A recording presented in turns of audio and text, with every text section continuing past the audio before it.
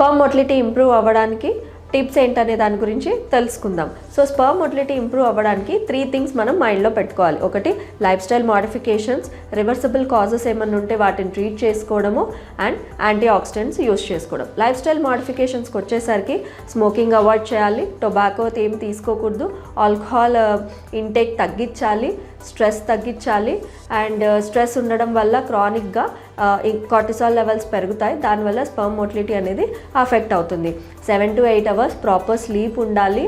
And then heat exposure అనేది కూడా మనము అవాయిడ్ చేయాలి. సో టైట్ అండర్వేర్ వేసుకోవడం కానీ, ఎక్కువగా హాట్ స్టీమ్ బాత్స్ లేదా హాట్ సోనాస్ కానీ అలాంటిది ఎక్స్పోజర్ కానీ, లేదా లాంగ్ స్టాండింగ్గా ల్యాప్టాప్స్ అనేది ఒళ్ళో పెట్టుకొని వర్క్ చేయడము, అలాంటివన్నీ కూడా అవాయిడ్ చేయాలి. ఎందుకంటే టెస్టిస్కి బాడీ కోర్ టెంపరేచర్ కంటే కూడా 2 to 3 degrees సెంటిగ్రేడ్ తక్కువగా మెయింటైన్ చేయాలన్నమాట. Then next comes the diet.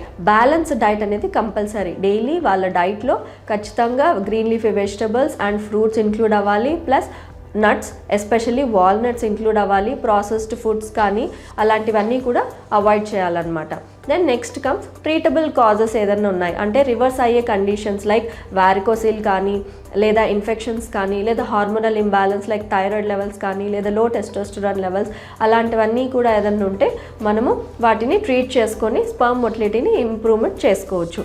Then next comes anti oxidants అనమాట. సో ఈ యాంటీ ఆక్సిడెంట్స్ యూసేజ్ అనేది అట్లీస్ట్ ఒక మినిమం 3 months అయినా యూస్ చేయాలి. అందులో మెయిన్గా మనం చూసుకోవాల్సిన కాంపోజిషన్స్ ఏంటి అంటే కోఎన్జైమ్ క్యూ కానీ, L carnitine, zinc, selenium, vitamin C, vitamin E, omega 3 fatty acids, ఇవన్నీ కూడా యాంటీ ఆక్సిడెంట్స్ అనేటివి కూడా స్పర్మ్ మొటిలిటీ ఇంప్రూవ్ చేసుకోవడానికి హెల్ప్ అవుతుందన్నమాట. So always lifestyle modifications and treating the reversible causes plus anti oxidants ఇవన్నీ కలిసి చేస్తేనే మనం ఈ స్పర్మ్ మొటిలిటీ అనేది ఇంప్రూవ్ చేసుకోవచ్చు. ఫర్దర్గా ఇంకా తెలుసుకోవాలి అనుకుంటే consult fertility specialist. Thank you.